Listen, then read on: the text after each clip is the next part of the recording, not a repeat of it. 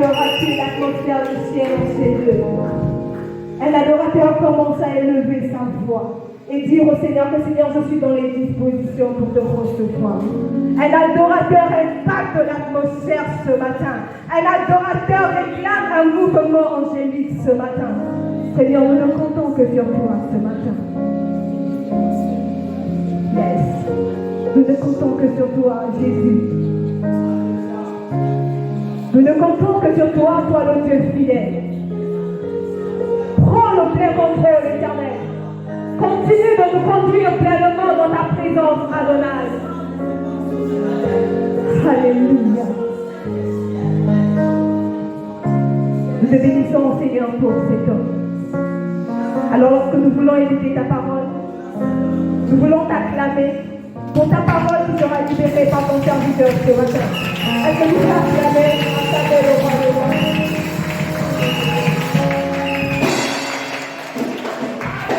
Est-ce que tu peux dire à quelqu'un qui est au bon endroit? Dis à quelqu'un, attends-toi à quelque chose de puissant ce matin. Est-ce que tu peux tendre la main à ton frère de gauche et de droite et tu lui dis, attends-toi à quelque chose? Alléluia.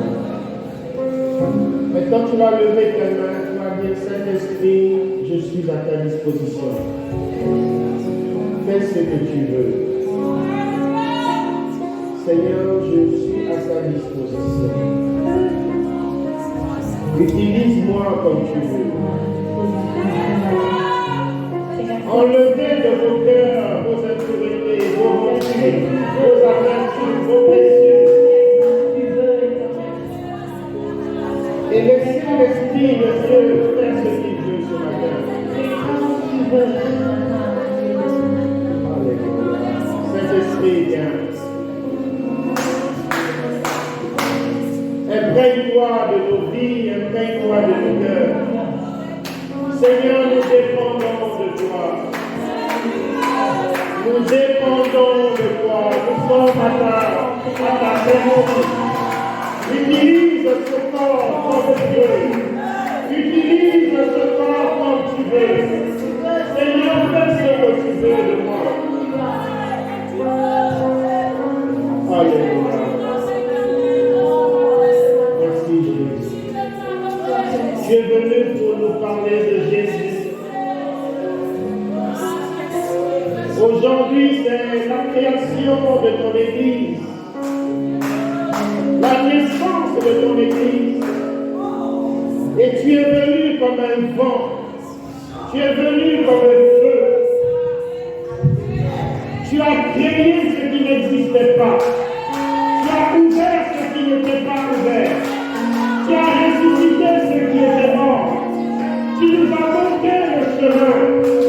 Tu es l'Esprit de Dieu. Dieu parle au travers de toi. Dieu agit au travers de toi. Saint-Esprit, tu es merveilleux. Nous voulons te dire que nous t'aimons. Oui, Seigneur, nous t'aimons. Alléluia. Ah oui. Dis-lui, Seigneur, je suis là. Dis-lui, Seigneur, je suis fatigué. Dis-lui, Seigneur, fais quelque chose de nouveau. Aujourd'hui, tu as commencé quelque chose de nouveau sur la terre. Quelque chose qui n'existait pas. Tu l'as mené à la vie. Seigneur, que quelque chose qui n'existe pas dans ma vie existe maintenant. Alléluia. Merci Jésus.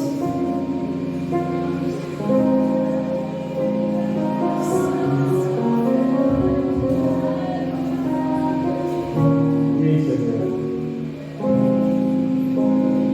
Merci, Seigneur.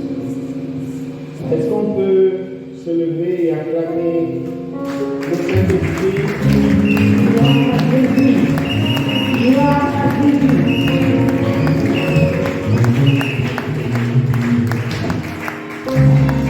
Alléluia. C'est l'anniversaire du Saint-Esprit aujourd'hui sur la terre.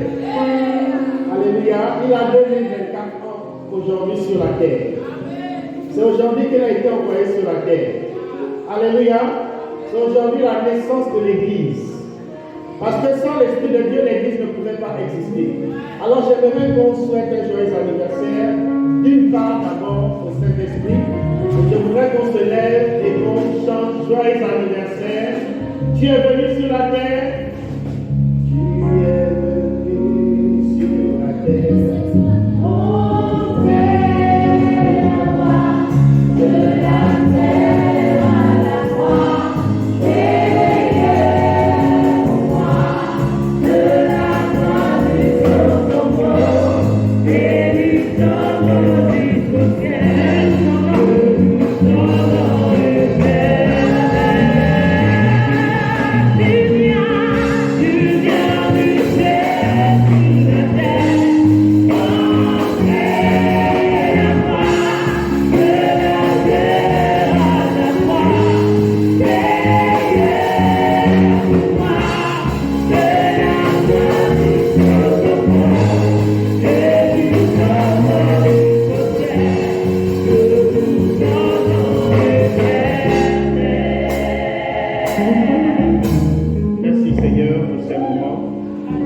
Merci pour ta grâce. Merci pour le choix des personnes que tu t'es choisi ce matin. Merci pour ta puissance. Merci pour les cœurs que tu vas ramener à toi. Merci pour ton œuvre, Esprit de Dieu. Ma prière et mon vœu, Seigneur, est que quelqu'un s'engage pleinement à quelque chose de nouveau ce matin. Nous te donnons gloire, honneur, louange à toi, l'agneau de Dieu, à toi, Jésus-Christ, parce que l'Esprit de Dieu est venu nous parler de toi, Jésus. Alléluia. Et nous t'acclamons, nous te rendons honneur et gloire. Au nom de Jésus. Alléluia. Alors, nous voulons, merci de prendre l'effusion du Saint-Esprit. Alléluia. Nous sommes avec Actes à son chapitre 2. Actes chapitre 2. Nous honorons la parole de Dieu. Nous voulons lire la parole de Dieu. Si on peut honorer cette parole en nous mettant debout. Actes chapitre 2 à partir du verset 1. Le jour de la Pentecôte, ils étaient tous ensemble dans le même lieu.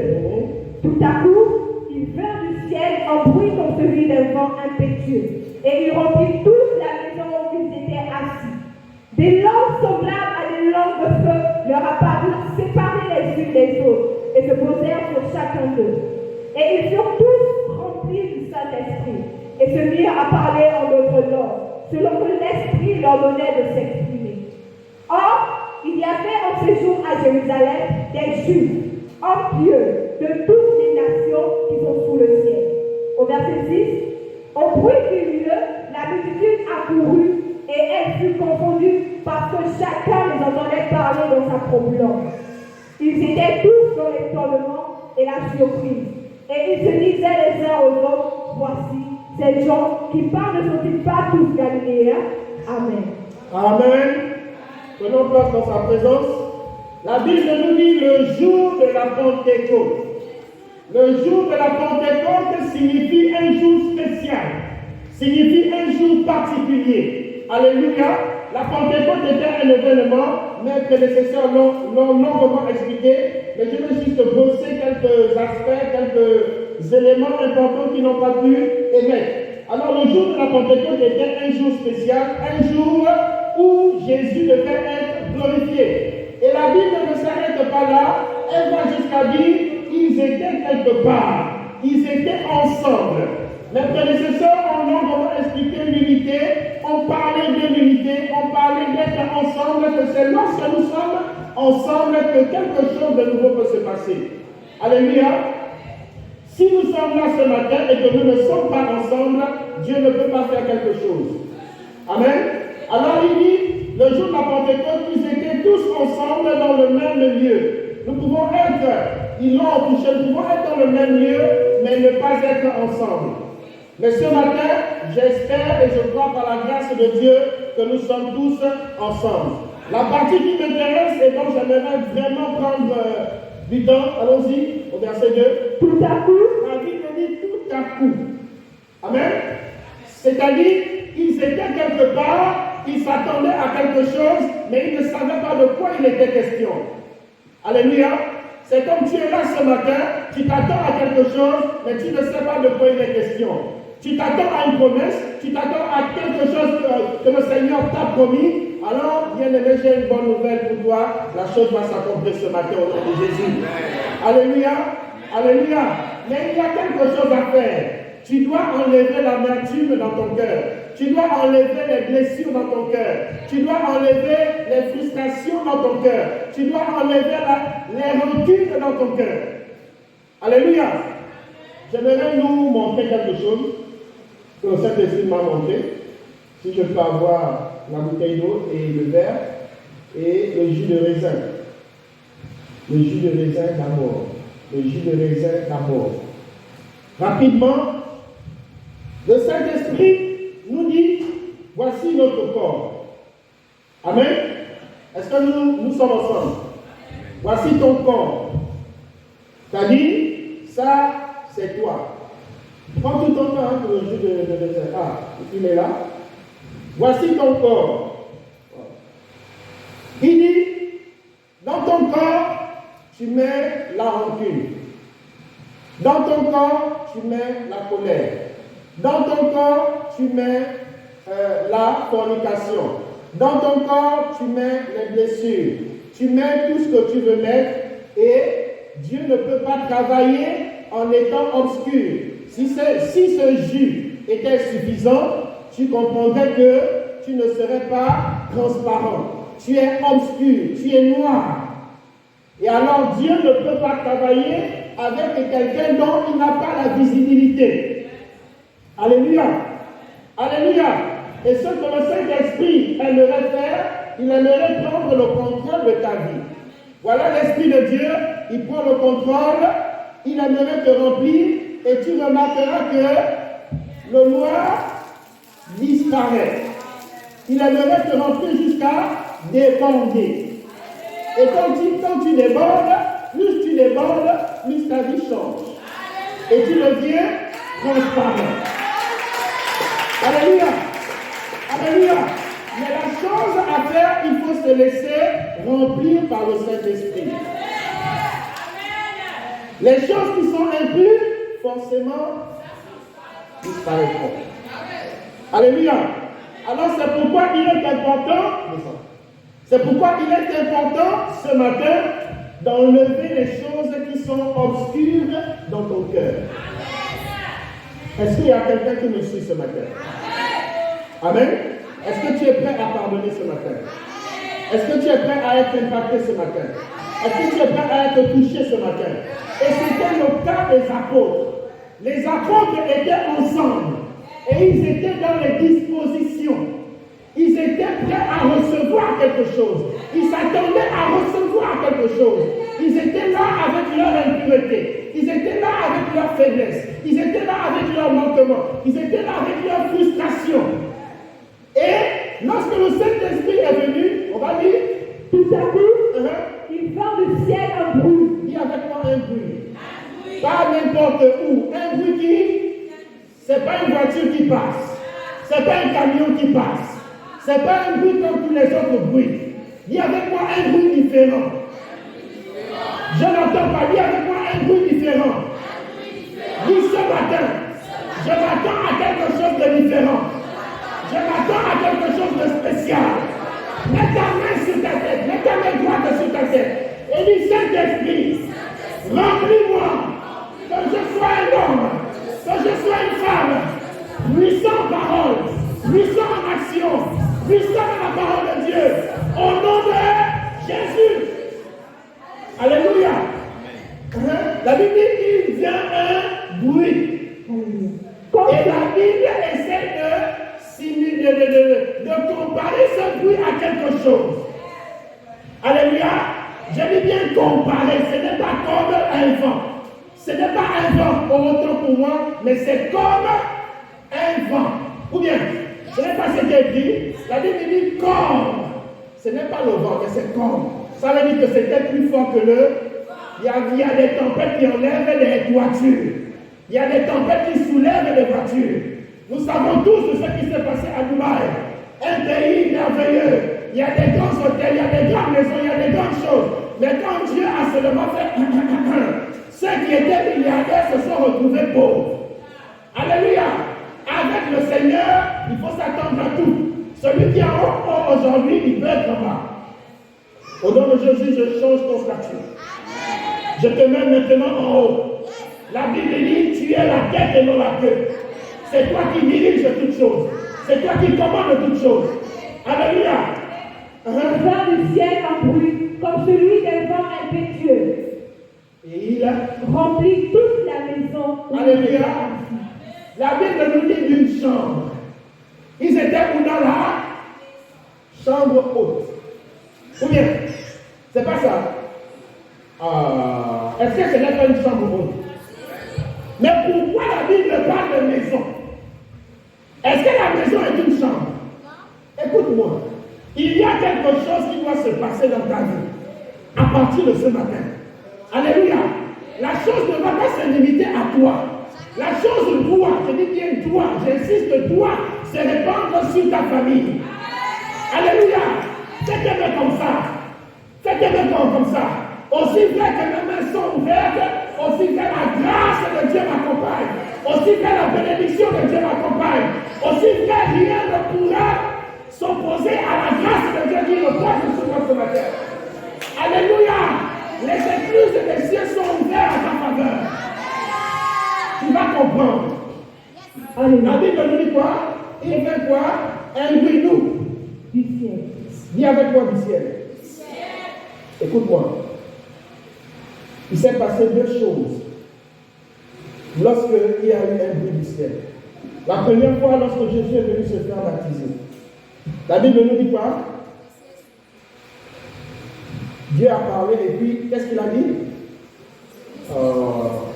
Celui-ci, la voix est venue d'où? C'est là où les choses bizarres, je vais dire les miracles, ont commencé dans la vie de Jésus. Alléluia. Lorsqu'une voix vient du ciel, c'est pour annoncer quelque chose qui n'est pas habituel. C'est pour annoncer quelque chose qui n'est pas normal. C'est pour annoncer quelque chose qui n'est pas naturel. C'est pour annoncer quelque chose de surnaturel. Alléluia. Celui-ci est mort, en qui j'ai mis. Faites-lui confiance. Écoutez tout ce qu'il dira. Et c'est à partir de là que le ministère de Jésus a commencé. Alléluia. Deuxièmement, c'est au moment de la Pentecôte. La Bible dit, il vint du ciel. C'est la naissance de l'Église. L'Église est née le jour de la Pentecôte. Hein? L'Église n'existait pas. C'est le jour de la Pentecôte où l'Église est venue au monde comme un bébé. Hein? Et qui a créé cela? Ce sont les apôtres qui ont obéi à la parole donnée par le Seigneur. Ils ont dit, Jésus a dit, attendez. Alléluia. Ils s'attendaient à quelque chose, mais ils ne savaient pas que c'était la naissance de quelque chose de nouveau et de grandiose. Pierre ne savait pas qu'on devait parler de lui jusqu'à l'éternité. Ceux qui étaient dans la chambre haute ne savaient pas qu'ils étaient importants. Ils se disaient, non, mon métier, mon travail, je suis pécheur, je ne suis rien, je ne vais rien faire. Mais Jésus avait un plan. Alléluia. Jésus avait un projet. Jésus avait une autre destinée. Jésus avait une autre stratégie leur concernant. Jésus voyait plus loin que leur métier. Alléluia. Aujourd'hui, on parle d'eux jusqu'à ce que Jésus viendra. Alléluia. Tu sais pourquoi? Parce qu'ils sont les précurseurs de l'Église. Ils ont été ceux qui ont mené la naissance de l'Église. Ils ont obéi, ils ont attendu. Alléluia. Et la promesse s'est accomplie. Ou bien, au verset 3. Au verset 3. Qu'est-ce qui s'est passé? Ils ne connaissaient pas l'histoire de parler en langue. Ils ne connaissaient pas l'Église servait à quoi. Ils ne savaient rien de tout ça. Ils savaient qu'ils devaient recevoir quelque chose. Lève ta main et bénis, Seigneur, je m'attends à quelque chose. Je ne sais pas ce que tu vas faire avec moi ce matin, mais je m'attends à quelque chose. Alléluia. Dis Saint-Esprit, tu es venu sur la terre pour me montrer le chemin. Ce matin, je suis à ta disposition. Emmène-moi dans les lieux très élevés. Alléluia. La Bible dit des langues semblables à des langues de feu. Ils ne connaissaient pas ce qu'on appelait des langues de feu. Lorsque la Bible parle de langue de feu, c'est une langue dangereuse. C'est une langue qui brûle. C'est une langue dont la personne elle-même sent que quelque chose de surnaturel est en train de se passer. C'est pourquoi c'est un langage réservé uniquement à ceux qui sont proches de Dieu, les anges. Alléluia. On va aller un peu vite. Parce que des langues semblables à des langues de feu leur apparurent, séparées les unes des autres. La Bible dit des langues apparues. Est-ce qu'une langue peut apparaître? Alléluia. Tu as déjà vu une langue apparaître. Mais la Bible dit des langues semblables à des langues de feu. des langues semblables. Ce ne sont pas des langues de feu, mais ce sont des langues semblables, c'est-à-dire une langue qui est comme un feu. Alléluia. Alléluia. Et pour que la langue qui est comme un feu apparaisse dans ton corps, apparaisse dans ta vie, il faut t'attendre à cela. Il faut aspirer à cela, il faut soupirer après cela. Des langues semblables à des langues de feu leur apparurent, séparées les unes des autres. La Bible dit séparées. Donc chacun voyait la langue de feu selon sa convenance, selon sa capacité, selon sa foi, selon son appartenance, selon son besoin. Alléluia. C'est de ça dont la Bible essaie de te dire et de te faire comprendre que la chose dont tu espères dépend de la manière dont tu veux recevoir, dont tu t'attends. Amen. Amen. Alors rien ne peut se passer si tu ne t'attends à rien. Il faut s'attendre à quelque chose pour recevoir quelque chose. Il s'attendait à la venue de quelque chose. Tu veux rester chômeur, bien-aimé, reste chômeur. Tu veux bousculer le ciel ce matin, bien-aimé, je t'encourage à bousculer le ciel. Tu as autorisation à parler à Jésus jusqu'à ce que tu ne voies pas la matérialisation de la chose. Alléluia. Il faut prier, il faut embêter Dieu. Et il aime ça. Au verset 4. La Bible dit, Et ils furent tous remplis du ils Saint-Esprit. furent quoi? Ils furent quoi? Tous ont été remplis. Alléluia. Tous ont reçu l'Esprit de Dieu. Tous ont été remplis. Pour que la chose qui est dans ton cœur, la blessure, l'amertume, la rancune, je ne sais pas trop quoi, à quoi le diable t'accuse ce matin, pour que cette chose disparaisse, ce n'est pas un moment de l'esprit, il faut être rempli de l'esprit. Alléluia. Est-ce que quelqu'un veut être rempli ce matin? Amen. Alors laisse-le faire ce qu'il veut faire. Alléluia. Il veut, et c'est son désir le plus ardent de te remplir. Parce qu'il a besoin que tu sois rempli. Au verset 4. Et ils furent tous remplis du Saint-Esprit et se mirent à parler en d'autres langues. Tu sais pourquoi on parle en langue? Parce qu'on est rempli.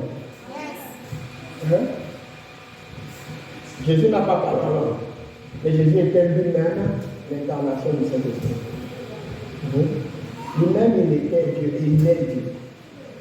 D'accord? Je ne suis pas en train de dire que le parler en langue est la seule voix qui montre ou qui exprime ou qui manifeste que tu es rempli du Saint-Esprit. Non. Quelqu'un peut être rempli du Saint-Esprit sans parler en langue. Quelqu'un peut vivre le surnaturel mieux que celui qui est rempli. Non. Alléluia. Je vais un peu vite, vous allez m'excuser parce qu'il faut compter. Selon que l'Esprit leur donnait de s'exprimer. Au verset 5.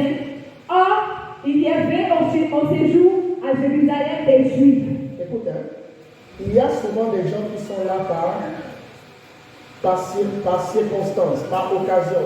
Avant que l'Église ne naisse, les gens venaient je prends un exemple, les gens allaient de la Chine, du Japon, du monde entier et venaient à Auvergne pour adorer Dieu. pour rencontrer Dieu avant que l'Église ne naisse. Donc ces gens étaient venus au temple, ils étaient là au temple. Ce temple avait été bâti par Salomon. Amen. Allons-y. Or, il y avait en ces jours à Jérusalem des Juifs pieux. Des hommes, la Bible spécifie des hommes pieux. Dieu n'a pas choisi celui et Dieu ne travaille pas avec celui qui se dit pieux. Dieu ne travaille pas avec celui qui se dit connaisseur. Dieu ne travaille pas avec celui qui se dit grand. Dieu ne travaille pas avec celui qui a une trop haute opinion de lui-même. Non, non. Si toi tu es grand, Dieu aussi est grand, il y aura deux grands. Et deux grands, le Seigneur ne peut pas habiter avec deux grands. Il a besoin de celui qui est humble. C'est pourquoi il s'est amusé à dire qu'il élève les humbles. C'est dans l'humilité que Dieu fait grâce. Il dit des hommes pieux, des hommes âgés, des hommes instruits, des hommes qui connaissaient la loi, la Torah, des hommes qui connaissaient les Écritures, qui vivaient d'une manière vraiment, mais alors là, pieuse. Ils priaient, ils étaient assidus au temple, ils étaient présents au temple, ils faisaient l'aumône, ils faisaient tout ce que Dieu aime, en parenthèse. Mais ils n'ont pas été choisis par Dieu. Les choses n'ont pas commencé par eux. Bien même. Du Saint-Esprit, je ne suis rien. Je ne veux pas être quelqu'un. Je ne veux pas être quelqu'un de grand. Je ne veux pas être apôtre, avoir les grands titres. Mais Seigneur, je veux que tu sois ce que tu veux que je sois. Je veux être comme un vase entre tes mains. Donne-moi la forme que tu veux. Donne-moi, façonne-moi, rends-moi comme tu veux, rends-moi flexible, comme une pâte à modeler. Macère-moi, brise-moi, humilie-moi, élève-moi. Je veux être ce que tu veux que je sois. C'est avec cela que je travaille. Alléluia. Or, il y avait en ces jours à Jérusalem des Juifs pieux de toutes les nations. Les Congolais, les Américains, les Chinois, les Américains, je ne sais pas, de toutes les nations qui pouvaient exister, on prenait ces hommes pieux-là, on a pris les hommes pieux de toutes les nations. C'est ce qui est écrit. Ou bien, ils ont sélectionné en Amérique là-bas. Il y a quel homme pieux? Oh, il y a Béni-Im. Béni-Im, viens. Oh, viens à Jérusalem. En Chine, il y a quel homme pieux là-bas? Oh, il y a Yongisho. Yongisho, viens. Oh, au Congo, il y a qui là-bas? Il y a Jean Zé, viens. Ils ont, le Saint-Esprit a sélectionné ces hommes-là dans le monde entier pour qu'ils puissent venir voir Pierre, pour qu'ils puissent venir voir Barnabas, pour qu'ils puissent venir voir Timothée, pour qu'ils puissent venir voir des hommes sans valeur, les pêcheurs de poissons, des hommes qui n'ont aucune qualification dans ce qu'on appelle l'Église. Ces hommes pieux sont venus voir Pierre, sont venus entendre des choses, sont venus voir des choses qu'ils n'avaient jamais vues, qu'ils n'avaient jamais entendues. Alléluia! Alléluia! Lève ta main droite. Au nom de Jésus. Cette main, aussi vrai qu'elle est levée, elle attire des hommes de valeur qui sont sur cette terre. Elle attire les bénédictions qui sont sur cette terre. Je scelle et je signe. Alléluia. Saint-Esprit, que cette main levée attire maintenant mes regards dans le monde spirituel, dans le monde physique, au nom puissant de Jésus. Que la grâce de Dieu soit rattachée à cette main levée. Alléluia. La Bible dit qu'ils étaient des hommes pieux et moi. Or, il y avait en ces jours à Jérusalem des Juifs pieux de toutes les nations qui sont sous le ciel. De toutes les nations qui sont sous, ça veut dire qu'ils sont où? Sur la terre. D'accord? Les hommes pieux qui sont sur la terre, ils étaient là. Parce qu'il fallait qu'ils soient là lors de la naissance de l'Église. Il fallait qu'ils soient témoins. Alléluia. Quand Dieu crée quelque chose de nouveau, il y a toujours des gens particuliers autour de toi. Alléluia. Que le Seigneur est disposé ce matin à faire quelque chose de nouveau au travers de toi. Sois violent, s'il te plaît. Amen. Il faut que tu sois apte à déranger le ciel. Il faut que tu sois apte à déranger les choses qui sont naturellement normales. Il faut que tu sois un homme dont la chair ne puisse pas empêcher la manifestation de l'Esprit de Dieu. Il faut que tu sois un homme surnaturel. Il faut que tu sois un homme qui voit des choses que les autres ne voient pas, qui comprennent des choses que les autres ne comprennent pas. Alléluia, c'est dans l'humilité. Soyez humble.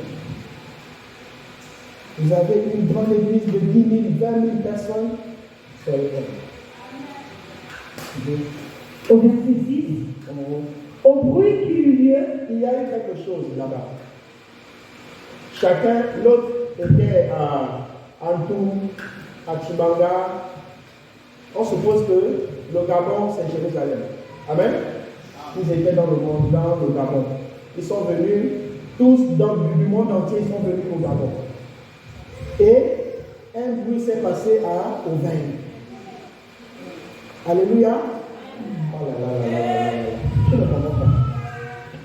C'est-à-dire un bruit anormal, un bruit surnaturel, un bruit inattendu. Tu entends ce bruit-là, tu es à le village de Nord, à rien ou habitable. Alléluia. Le bruit-là, tu l'entends. Parce que quand le ciel donne, quand le ciel parle, celui qui est aux extrémités du monde, il entend.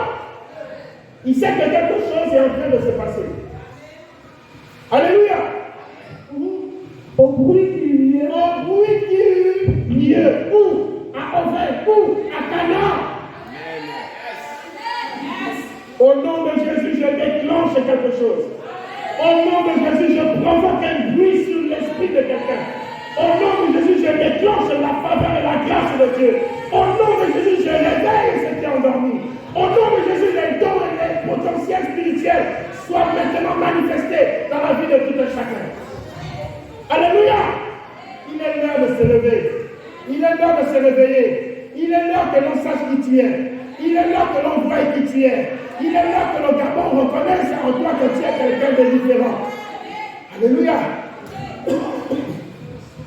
au bruit qui eut lieu, la multitude accourut. Ils ont fait quoi? Tu quittes d'un tour pour venir à Auvergne à courant. Tu sais pourquoi ils viennent en courant? Parce que le bruit là, ils n'ont jamais entendu ça. Même si tu n'as pas fait le 10 000 km, bien aimé, les gens ont couru. La Bible est claire.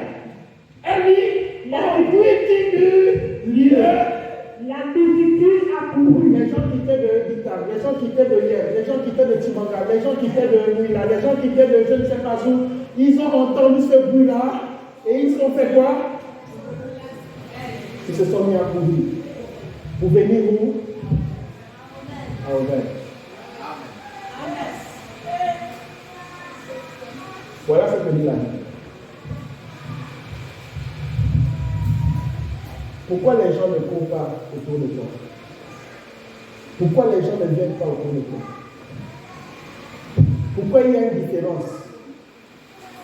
Pourquoi il y a quelque chose qui empêche à la gloire de Dieu d'agir?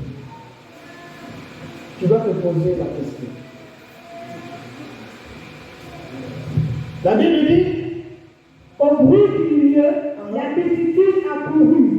Et elle fut confondue. Tu sais pourquoi?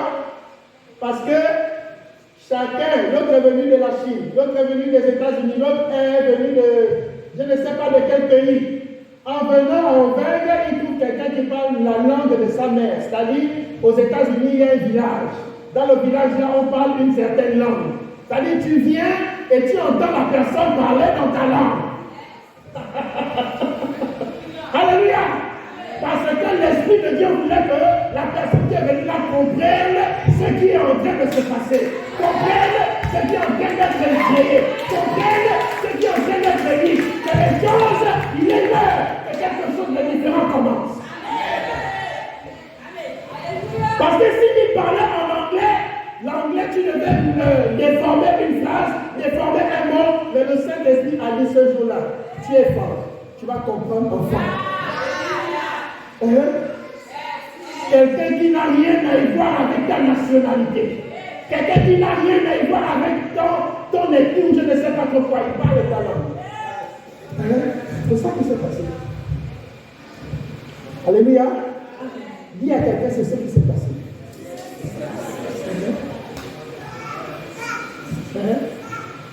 La multitude accourut et elle fut, au verset 6, au bruit du lieu, la multitude accourut et elle fut confondue parce que chacun les entendait parler dans sa propre langue.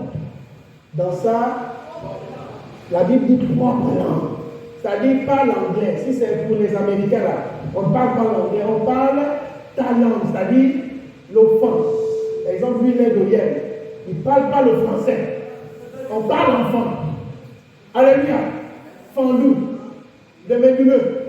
Je ne sais pas. Lui, on parle le bandounet. On parle le banilété. Il y a le français. On dépasse le français. On parle le bandounet. Le banilété. On dépasse le banilété. On parle bandounet. Quelqu'un qui n'est même pas de ta nationalité.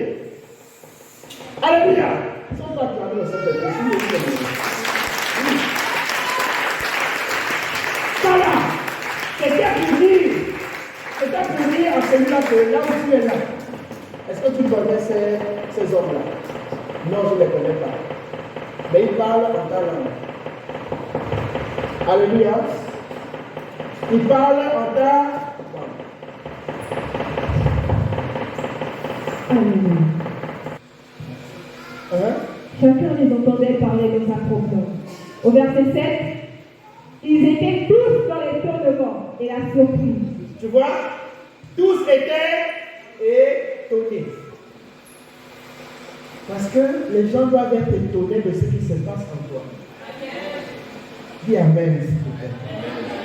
Pour que les choses surnaturelles se passent ou se développent en toi, il faut tuer la chair. Il faut éliminer la chair. Il faut éliminer les choses qui ne peuvent pas glorifier Dieu en toi. Pour laisser l'Esprit de Dieu prendre le contrôle. Écoute-moi, le diable fait quoi? Il prend le péché que tu as commis hier et il vient te le pointer au visage. Le diable prend quoi? Il prend ce que tu as dit, ce que tu as fait, et puis il vient t'accuser. Il le fait pourquoi? Pour que tu sois concentré sur l'accusation en question. Mais bien aimé, j'ai une bonne nouvelle pour toi. Le Saint-Esprit a tout effacé à partir de ce matin. Plus aucune condamnation ne pèse et ne pèsera sur toi. Aussi vrai que le Seigneur est vivant, aussi vrai la grâce et l'abondance est ton partage. Au verset 7, ils étaient tous dans l'étonnement et la surprise. Et ils se disaient les uns aux autres. Ils se disaient les uns aux autres. Voici. Oui. Voici. Ces gens qui parlent. Ces gens qui parlent là. Ne sont-ils pas tous galiléens? Ils ne sont pas tous. Ils sont gabonais. Mais comment ils parlent le chinois dans le village là-bas? Comment ils parlent le bandounet dans le village là-bas? Mais ils n'ont rien à y voir avec notre nationalité. Qu'est-ce qui se passe en ce moment? Dieu était en train d'unir les nations. Dieu était en train de rassembler toutes les ethnies. Dieu était en train de dire à toute l'humanité que quelque chose de nouveau commence maintenant. La création de l'Église, la naissance de l'Église, c'est la venue du Saint-Esprit. Auparavant, le Saint-Esprit venait et s'en allait. Mais maintenant, il est constamment H24 avec nous. C'est merveilleux. Alléluia. On va lire dans Romains. Romains rapidement, Romains 8. Romains chapitre 8. verset 9. À partir du verset 9. Écoute-moi. Pourquoi il est important d'avoir l'Esprit de Dieu? Hein? C'est important d'avoir l'Esprit de Dieu. Parce que si tu n'as pas l'Esprit de Dieu, tu n'appartiens pas à Dieu. Le sceau, c'est l'Esprit de Dieu. La marque, c'est l'Esprit de Dieu. Alléluia. Écoute. La Bible dit, Pour vous, il dit quoi? pour vous, Il dit quoi? pour vous. Pour. Donc il y avait une autre partie. D'accord? Il y avait deux camps. Mais le Seigneur ne s'adresse pas à tout le monde. Comme là, il n'est pas en train de s'adresser à tout le monde toutes les personnes qui sont présentes. Certains sont ailleurs, certains pensent à leurs choses, certains disent c'est comme d'habitude, certains disent c'est normal, il n'y a pas de différence, ceci, cela, rien ne va se passer. Mais pour ceux qui ont l'Esprit de Dieu, la Bible dit pour vous. D'accord? Il faut une différence, il faut une distinction. Allons-y. Pour vous, vous ne vivez pas selon la chair. La Bible nous exhorte à ne pas. Dites ça, je vais entendre tout le monde le dire. Dis à quelqu'un ne vit pas selon la chair. C'est pas parce que tu aimes la prophétie que tu es prophète. C'est pas parce que tu sais interpréter un verset biblique que tu es pasteur. Apporte tout ce que tu veux. Sans l'esprit, tu ne peux rien faire. Sans l'esprit, tu ne peux même pas prier. Tu ne peux pas aimer la chose de Dieu. Pour aimer la chose de Dieu, la seule personne qui peut t'emmener à aimer la chose de Dieu, c'est l'Esprit de Dieu. Parce que les choses que nous faisons ne sont pas charnelles. Elles sont dans le spirituel. Alors, pour vous, vous ne vivez pas selon la chair, mais selon l'Esprit. Si du moins l'Esprit de Dieu habite en vous. Écoute-moi, l'Esprit là, dans ta Bible, c'est grand E. Grand E, Esprit de Dieu. Merci. Tu as un corps, tu as une âme, tu as un esprit. D'accord? Dieu ne regarde pas ton corps. Parce que ce corps, il est corruptible. Ce corps ne peut que t'emmener à faire des choses que lui il aime, qu'il désire. Il va te dire, écoute, tu es déçu, écoute, tu vas faire comment? Voilà tel problème, voilà telle situation. Est-ce que tu vas t'en sortir? Tu ne t'en sortiras pas. Ça, c'est la chair. Mais l'Esprit te dit, tu vas t'en sortir. Apprenons à nous affectionner aux choses de l'Esprit. Apprenons à écouter la voix du Saint-Esprit. J'ai dit Esprit avec grand E. Ici, ne suivez pas cet esprit-là, il faut mettre grand E. D'accord? Si du moins l'Esprit de Dieu habite en vous. Il vient remettre en question le fait que si normalement quand tu as l'Esprit de Dieu, tu ne vis plus selon la chair. Tu vis selon l'Esprit. Et vivre selon l'Esprit, c'est s'affectionner aux choses de l'Esprit. La colère ne vient pas de Dieu. La rancune ne vient pas de Dieu. Les réactions impulsives. Les gens qui sont impulsifs, quand ils se sentent blessés, quand ils se sentent frustrés, elles deviennent impulsives, réactives. Elles crient sur toi, elles te parlent d'une manière désinvolte. Ce n'est pas l'Esprit de Dieu. Tu n'as pas l'Esprit de Dieu. Non. Tu n'as pas l'Esprit de Dieu. L'Esprit de Dieu va t'emmener à te taire, à l'interroger, à lui parler, lui qui est là. Et à dire, Saint-Esprit, voilà ce que la personne est en train de me répondre. Elle crie sur moi. Elle me manque de respect. Et le Saint-Esprit te dira toujours, calme-toi, tais-toi et prie. Alléluia. Il y a des chrétiens ici. On va percer ce qui ne... Il faut que vous le sachiez. S'il vous plaît, il faut que vous le sachiez. Dieu ne travaille pas dans le désordre. Alléluia. Il y a quelqu'un? Si tu es réactif, tu es impulsif, Dieu n'est pas là-dedans. Tu es rancunier, Dieu n'est pas là-dedans. Tu insultes les gens, tu es colérique, Tu n'es pas là-dedans. Lorsqu'on a l'Esprit de Dieu, on s'affectionne aux choses de l'Esprit et non à la chair. Même si c'est un enfant que tu envoies, il se fout de toi, il se moque de toi, il faut te calmer. Alléluia. Vous savez ce corps que nous avons, à un moment donné, nous allons le laisser. Et nous allons revêtir une autre nature, une autre forme. Et cette forme-là, elle se façonne maintenant ici sur la terre. Par nos habitudes, par nos pensées, par nos paroles. S'il vous plaît, affectionnons-nous aux choses de l'esprit. La Bible dit, celui qui s'affectionne aux choses de la chair, il est inimitié contre Dieu. C'est-à-dire, il est contre Dieu. Alléluia. Ne soyons pas ennemis de Dieu. Soyons amis de Dieu. Dis à quelqu'un, soit ami de Dieu. Au verset 9, si quelqu'un n'a pas l'esprit de Christ, il ne lui appartient pas. Il ne lui. Si quelqu'un n'a pas l'esprit de Dieu, je n'entends pas. Si quelqu'un n'a pas l'esprit de Dieu, amen. Est-ce que tu appartiens à Dieu? Quand quelqu'un à gauche et à droite, et dis-lui, est-ce que tu appartiens à Dieu? Hein?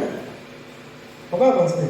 Au verset 10, et si Christ est en vous, il dit, et si Christ est en vous, le corps, il est vrai, est mort à cause du péché. Normalement, tu es mort dans le péché. Tu n'as plus des préférences, tu n'as plus des envies, tu n'as plus des choix. C'est Christ maintenant qui prend le dessus, qui prend les rênes de ta vie, de ton corps. Ton corps, normalement, il est là pour parler de Jésus. Il n'est pas là pour manger et boire, et dormir et s'enivrer. Non! Parler de Jésus. Former des gens. Évangéliser. Prier pour l'Église. Prier pour les âmes perdues. C'est à cela que Christ nous a appelés. Il ne nous a pas appelés pour chercher l'argent, à être milliardaire, à être, je ne sais pas trop ce que tu as comme projet de ta vie. Non, il a besoin que nous sauvions les âmes. Il a besoin que nous allions évangéliser, que nous parlions de lui. C'est pour ça qu'il a envoyé le Saint-Esprit. La Bible dit, il nous convaincra de péché et de jugement. L'Esprit de Dieu. Il nous enseignera tout ce que Jésus aurait dit. Alors? Le corps, verset 10, le corps, il est vrai, est mort à cause du péché, mais l'esprit est vie à cause de la justice. Tu comprends? L'esprit est vie. Esprit avec grand E est vie. D'accord? Le Saint-Esprit ne se mélange pas avec les bêtises. Allons-y. Au verset 11. Et si l'esprit de celui qui a ressuscité Jésus dans les morts habite en vous, il dit si le Saint-Esprit habite en vous, si le Saint-Esprit il n'est pas locataire en vous, il dit il habite, il vit en vous, il demeure en vous, il est constamment en vous. Alléluia.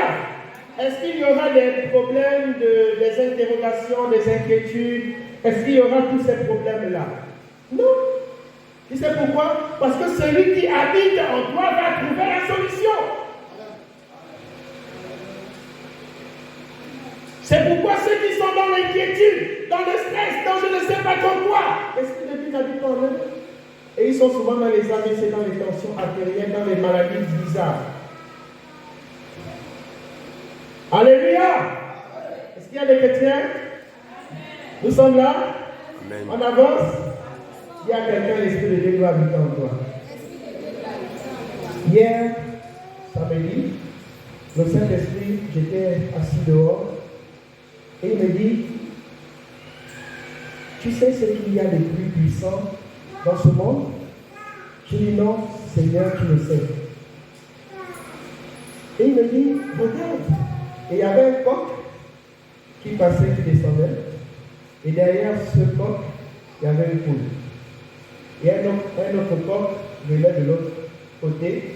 il avait deux poules derrière lui. Et il m'a dit, observe. Je les vois qui descendent.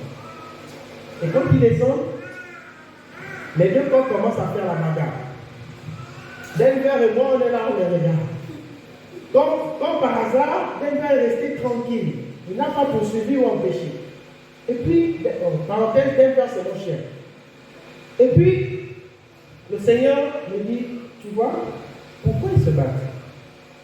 J'ai dit, Seigneur, à cause de l'amour. Il me dit, connais-tu quelqu'un qui ne connaisse pas l'amour? Même les poissons, tout ce que Dieu a créé, il y a l'amour de Dieu en eux. Et il me dit, la plus grande puissance dans ce monde, c'est l'amour. Si quelqu'un a l'amour, il est un homme de Dieu parfait. C'est-à-dire, même si tu es meurtrier, pour être meurtrier, d'abord, il ne faut pas avoir l'amour. C'est opposé. C'est-à-dire, même s'il y a un péché, je ne sais pas pourquoi, mais si tu as l'amour de Dieu, tu es un homme extrêmement, alors là, extrêmement dangereux pour le diable. Le diable n'a pas l'amour. Il ne connaît pas ce que c'est. Et alors, il me dit, l'arme la plus puissante au monde, c'est l'amour. La preuve, je suis venu pour vous, je suis allé sur la croix pour vous, par amour. Et il me dit, tu vois, ces deux, ils se battent à cause de l'amour. Les animaux même connaissent l'amour. Mais nous, les humains, nous ne connaissons pas vraiment l'amour. Nous qui avons été faits à l'image de Dieu. Mes prédécesseurs ont touché ce point en parlant de l'unité. Sans amour, rien ne peut se faire. Rien. Tu peux être l'homme le plus archi-bishop du monde, archi-quintuple bishop. S'il n'y a pas l'amour, aux yeux de Dieu, tu n'es rien. Dieu travaille avec l'amour, avec ceux qui ont l'amour dans leur cœur. Il faut que nous nous aimions pour que la puissance de Dieu puisse se manifester. Le Saint-Esprit travaille pour son Église et dans son Église. Mais sans amour, sans unité, rien ne pourra se faire. La croissance, il faut l'amour. Il est anormal que quelqu'un vienne du dehors, il a des blessures, il a des frictions, il a tout ce qu'il faut dehors, et il vient dans la présence de Dieu trouver un refuge, trouver les hommes et les femmes censés leur donner de l'amour. Mais c'est le contraire. On est entre nous, vous êtes entre vous, nous sommes entre copains et copines parce qu'on s'entend bien. Et celui qui vient d'arriver à l'église, qui a besoin d'une parole, il est isolé. La Bible est claire dans notre texte de base. Ceux qui sont venus dans le monde, du monde entier, ils se sont retrouvés tous ensemble au milieu des apôtres. Les apôtres étaient là. Et les apôtres s'aimaient sincèrement. La Bible dit qu'ils allaient jusqu'à vendre leur terrain. Ils allaient jusqu'à vendre leurs biens. Pour que eux tous ensemble, ils puissent manger, ils puissent boire, ils puissent se réjouir. Alléluia! C'est ça l'amour, c'est ça l'unité. Et c'est pourquoi Dieu a envoyé l'Église, a envoyé l'Esprit de Dieu là-bas. Amen. Regarde ton frère de gauche et de droite. Dis-lui pardonne-moi. Ouvre ta bouche au nom de Jésus et dis-lui pardonne-moi. Dis-lui pardonne-moi. Parce que je ne t'ai pas appelé. Parce que je ne te visite pas. Parce que je ne prie pas pour toi. Au nom de Jésus, ouvre ta bouche. Au nom de Jésus, ouvre ta bouche. Je délie la langue de don. Il va ouvrir sa bouche et il va parler. Merci. Ils sont ici aussi. Il y a les sorciers pour encore. Dites-moi, je vais prier contre eux. Ouvrez vos bouches et dites pardon. Alléluia. L'amour doit être pur, l'amour doit être vrai. Et vous devez apprendre à supporter votre frère et votre soeur. Même celui qui n'a pas la capacité de vous parler. Il faut se compter. Il faut se compter. Alléluia. Est-ce que c'est possible de pardonner? On ne peut pas avancer si tu ne pardonnes pas. Pardonne. C'est vrai que tu es supérieur, tu es le chef, mais il faut pardonner. Moi qui vous parle, j'ai un certain leadership que même les évangélistes ne viennent pas dans les séminaires. Mais Dieu l'a appelé, il ne vient pas, parce qu'il cherche son argent. Ils n'ont rien à signer avec le pasteur. Même les diacres ou les diaconesses, ils ne disent pas que non, voilà, ils s'absentent. Mais il faut les pardonner. C'est les œuvres de la sorcellerie. On peut être ensemble, mais on n'est pas ensemble. Et Dieu demande de supporter, Dieu demande de pardonner, Dieu demande la patience et l'amour. C'est-à-dire, quand elles font comme ça, normalement, tu ne peux plus les aider. Elles te frustrent, elles te marchent dessus, cette personne. Elle te méprise. Mais Dieu dit qu'il faut pardonner. Il dit, moi qui suis le bois vert, tu sais ce qu'on a fait sur moi? J'ai dit non, Seigneur. Il dit, ce qu'on a fait sur moi était bien plus pire que ça. Tu es mon serviteur? Oui, Seigneur. Alors tu dois apprendre à pardonner et à supporter. Et ça ne veut pas dire qu'il faut maintenant marcher sur moi. Non. Même si tu le fais, je ne le dirai pas. Je ne te le dirai pas. Que tu m'as frustré, tu m'as dérangé. Mais ce que je dois faire, c'est aller m'adresser à celui qui m'a envoyé vers toi. Parce que s'il y a un problème entre toi et moi, c'est lui qui t'a attiré dans ce ministère. Et c'est à lui de te parler ou de te punir. C'est pourquoi certains sont souvent malades. Ça ne m'étonne pas. Oui. À cause de leur désobéissance, il faut respecter vos pères. Respectez vos pères. Respectez surtout ceux qui prient pour vous. Ce sont des dangers, mais alors là, vous n'avez pas idée. C'est-à-dire la personne qui est prie pour toi, il faut que tu méprises la personne. Ah oui. Ce sont des charbons ardents que tu mets sur toi. C'est très mauvais, c'est très dangereux. Parenthèse, allons-y rapidement dans au verset 11. Et si l'esprit de celui qui a ressuscité Jésus dans les morts habite en vous, celui qui a ressuscité Christ dans les morts rendra aussi la vie à vos corps mortels par son esprit qui habite en vous. Là où je vous parle en ce moment, Jésus est toujours dans le même corps. Hein? Son corps ne pourrit pas. Jésus n'est pas ressuscité en esprit. Jésus est ressuscité avec son corps. Oh, vous ne savez pas ça? Il est monté avec les stigmates. Le même Christ que vous avez peint de sang, vous le verrez. Vos yeux vont le voir. Vous allez voir à quoi il ressemble. Vous allez pouvoir le toucher. Vous allez voir Jésus. Avec la couronne ils ont mis là-bas, certainement cette couronne-là sera encore sur sa tête. Effectivement, parce qu'il est Seigneur, parce qu'il est roi. Ils ne savaient pas qu'il couronnait quelqu'un qui devait couronner sur eux, qui devait les diriger. Ça, c'est notre message. Alléluia.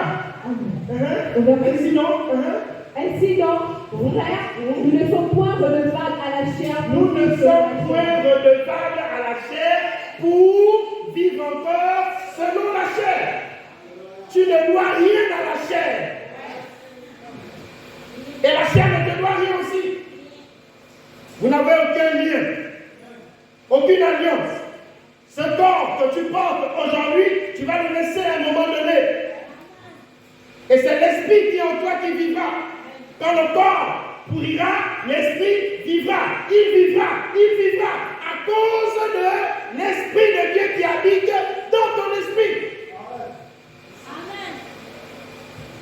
D'accord? Si l'esprit de Dieu n'habite pas dans ton esprit, zéro. C'est pourquoi l'autre s'est amusé à mettre les petits E là-bas. Dieu a permis ça. Parce qu'il y a ton esprit avec petit E, il y a l'esprit de Dieu avec grand E. Amen. Il faut que ton esprit, petit E, se change en esprit grand E. Vous devenez un. L'esprit de Dieu et ton esprit doivent être un. Tu manges, Saint-Esprit, merci. Tu marches, Saint-Esprit, merci. Tu conduis, Saint-Esprit, merci. Tu fais ceci, Saint-Esprit. Ceci, Saint-Esprit. Ceci, Saint-Esprit. Il faut que le Saint-Esprit et vous, et nous devenions un. C'est écrit dans Jean chapitre 17.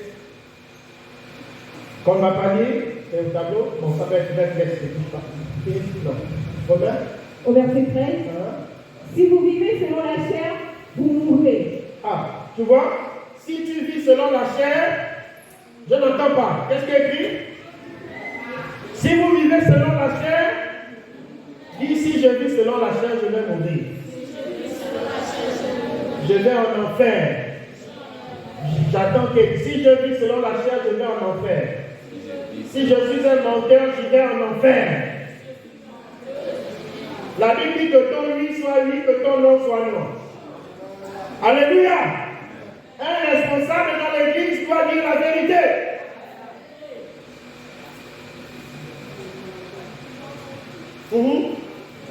Allons-y. Si vous vivez selon la chair, vous mourrez.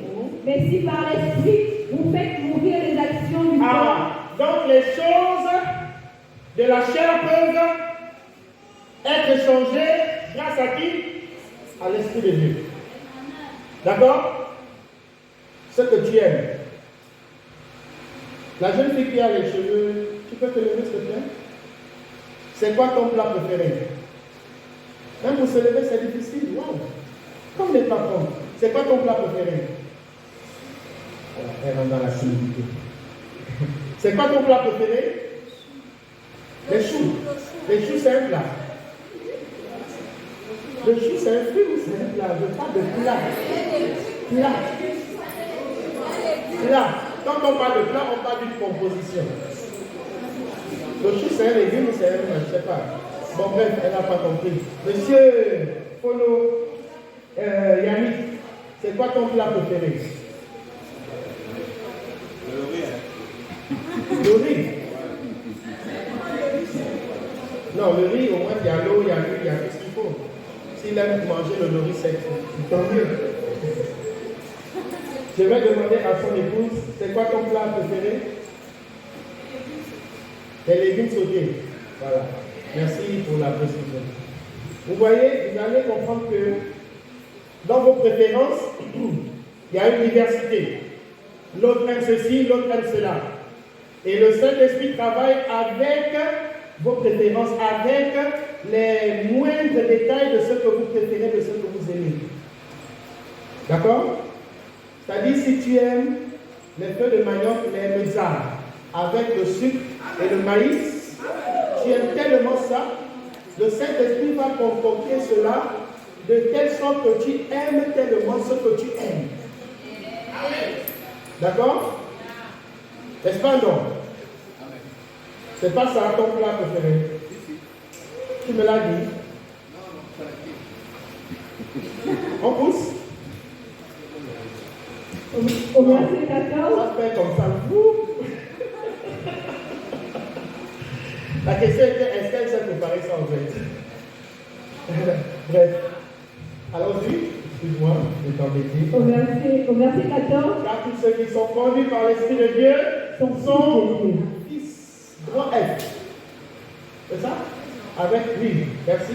Sont fils de Dieu. Tous ceux qui sont fidèles. Tous ceux qui sont.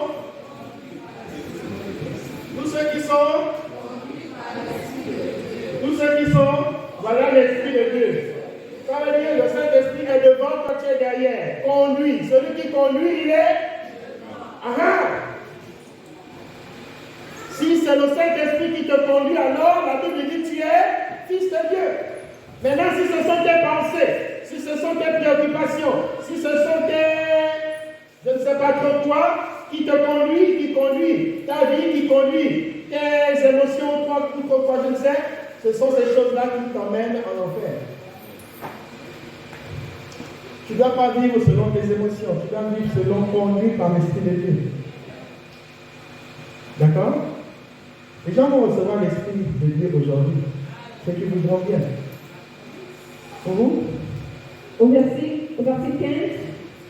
Et vous n'avez point reçu un esprit de servitude Voilà. pour être encore dans la crainte. Ah. Celui qui est dans la crainte c'est la peur. Celui qui a peur, il n'a pas l'esprit de Dieu. C'est ça. La Bible dit, vous n'avez pas reçu un esprit de peur, un esprit de crainte, un esprit d'esclavage pour être encore dans la peur. Celui qui a l'esprit de Dieu, normalement, il est au-dessus des sphères. Il est au-dessus de toute autorité. Spirituellement, il domine l'Onganga, alors là, du ciel jusqu'à la terre. L'Onganga fait ses incantations. Celui qui a l'esprit de Dieu, il est serein, il est tranquille. Il dit au nom de Jésus, je te déconnecte de tes crânes ancestraux, je te déconnecte de ton hôtel, de tes hôtels. Et l'Onganga reste stupéfait, il reste bloqué. C'est comme ça que ça doit se passer. Alléluia. Il est anormal qu'un sorcier s'amuse dans la vie, dans une famille, et il y a des chrétiens qui ont l'esprit de Dieu. Ça doit cesser. Tu as le Saint-Esprit, non? Alors, ça doit cesser. Quelqu'un d'autre ne doit pas régner en dehors de l'esprit de Dieu que tu as, dans ta famille, dans ta maison. Voilà, il y a des gens qui voient des serpents dans leur bouche, dans leur lit. Ils rêvent souvent des serpents. Ce matin, il est temps que le Saint-Esprit vienne sur toi. Et alors là, tu ne verras plus ces serpents. Le serpent, c'est le signe de la sorcellerie, du vampire. Et quand tu vois ces choses-là mystiquement, c'est parce qu'il y a quelque chose qui a été élevé. Il y a un hôtel qui a été élevé, qu'il faut que tu détruises. Alléluia. Allons-y rapidement. Et vous avez reçu un esprit d'adoption, par lequel nous prions Abba Père. Voilà. Il n'y a qu'un enfant qui peut appeler son père. Tu n'appelles pas Père parce que tu n'es pas son enfant. Nous appelons le Seigneur Père parce qu'il est notre Père. D'autres l'appellent Seigneur, d'autres l'appellent Maître, d'autres l'appellent comme vous voulez. Mais certains disent Père. Alléluia. Alors, au verset 16, l'Esprit lui-même rend témoignage à notre esprit que nous sommes enfants de Dieu. Est-ce que tu comprends ça? On va lire ça ensemble. Au verset 16. 1, 2 et 3. L'Esprit lui-même rend témoignage à notre esprit que nous sommes enfants de Dieu. Une deuxième fois. L'Esprit lui-même rend témoignage. Je n'entends pas. Dis ça comme quelqu'un qui est vivant. Lui-même rend témoignage à notre esprit que nous sommes enfants de Dieu. Voilà, bien maintenant, je vais expliquer. Voilà, monsieur Timothée. D'accord? Monsieur Timothée, il a un corps. Le corps que vous voyez là, c'est le corps. Mais monsieur Timothée, il n'a pas que le corps. Il a l'âme et il a l'esprit. Amen. Ils sont à trois éléments qui forment un. D'accord? Alors, l'esprit de Timothée et le Saint-Esprit vient parler à l'esprit de Timothée. Et il doit dire à l'esprit de Timothée, tu es enfant de Dieu. Cette conversion, elle est au-dessus de la confession de la bouche. Tu confesses de la bouche, Seigneur et Sauveur, oui. Ça c'est une chose. Mais une autre conversion qui doit t'emmener à ce que le Saint-Esprit atteste, dise à ton esprit que tu es enfant de Dieu. Ce jour que je l'ai reçu il y a des années, je suis allé vers le pasteur et je lui ai dit, pasteur, je suis enfant de Dieu. Il dit, oh, oui, j'avais donné ma vie à Christ depuis. Mais cette parole est venue audiblement dire, oui, aujourd'hui tu es maintenant enfant de Dieu. Alléluia. Il faut que tu reçoives ce témoignage. Parce que le Saint-Esprit, il vient, la première chose à faire, il s'adresse à ton esprit et il dit à ton esprit, tu es enfant de Dieu maintenant. Et quand tu es enfant de Dieu maintenant, c'est en ce moment-là seulement que tu peux dire Père. D'autres disent Seigneur, d'autres disent Jésus. Mais ceux qui disent Père, ce n'est pas tout le monde qui appelle son Père. Alléluia. au même titre que Jésus dit Père, au même titre que toi aussi tu dis Père. Et c'est seulement en ce moment qu'on parle d'héritage. On parle j'ai oublié. Voilà, on parle de cohéritage. C'est-à-dire que nous sommes cohéritiers en Christ seulement si et seulement si l'Esprit dit à notre esprit que nous sommes maintenant enfants de Dieu. Merci Seigneur. D'accord? Sans ça, tu as encore. On va prier.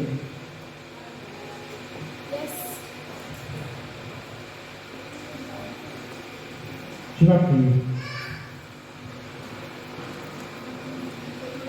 S'adresser au Saint-Esprit, ce n'est pas s'adresser à un homme comme Jésus. C'est s'adresser à l'Esprit de Dieu.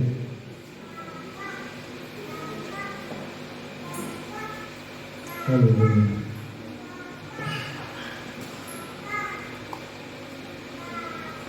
Commence à prier.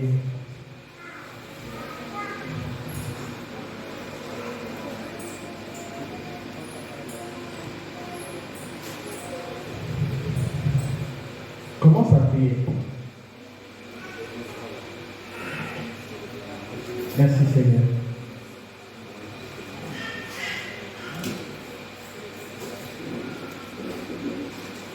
Alléluia.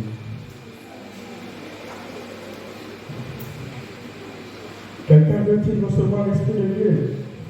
Il commence à se repentir. Qu'il demande pardon au Seigneur. Qu'il arrête de regarder de gauche et de droite. Qu'il arrête de se préoccuper des problèmes, des situations. Qu'il arrête de regarder aux situations, aux problèmes, aux difficultés, mais qu'il s'attende à Dieu.